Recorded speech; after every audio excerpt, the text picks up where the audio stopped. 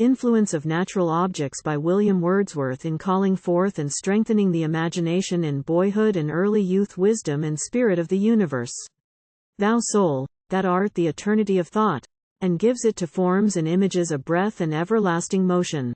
Not in vain, by day or starlight, thus from my first dawn of childhood didst thou intertwine for me the passions that build up our human soul, not with the mean and vulgar works of man, but with high objects, with enduring things, with life and nature, purifying thus the elements of feeling and of thought, and sanctifying by such discipline both pain and fear, until we recognize a grandeur in the beatings of the heart.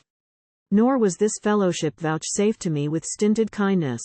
In November days, when vapors rolling down the valleys made a lonely scene more lonesome, among woods at noon, and mid the calm of summer nights, when, by the margin of the trembling lake, beneath the gloomy hills, I homeward went in solitude, such intercourse was mine. 'Twas mine among the fields both day and night, and by the waters, all the summer long. And in the frosty season, when the sun was set, and, visible for many a mile, the cottage windows through the twilight blazed, I heeded not the summons. Happy time it was indeed for all of us. For me it was a time of rapture. Clear and loud the village clock told 6. I wheeled about, proud and exulting like an untired horse that cares not for his home. All shod with steel we hissed along the polished ice, in games confederate, imitative of the chase and woodland pleasures, the resounding horn, the pack loud bellowing, and the hunted hare. So through the darkness and the cold we flew, and not a voice was idle. With the din meanwhile the precipices rang aloud.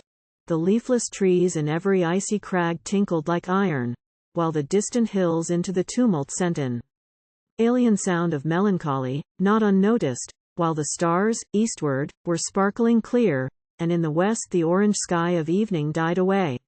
Not seldom from the uproar I retired into a silent bay, or sportively glanced sideway, leaving the tumultuous throng, to cut across the reflex of a star image that, flying still before me, gleamed upon the glassy plain, and oftentimes, when we had given our bodies to the wind, and all the shadowy banks on either side came sweeping through the darkness, spinning still the rapid line of motion, then at once have I, reclining back upon my heels, stopped short. Yet still the solitary cliffs wheeled by me even as if the earth had rolled with visible motion her diurnal round. Behind me did they stretch, in solemn train, feebler and feebler, and I stood and watched till all was tranquil as a summer sea.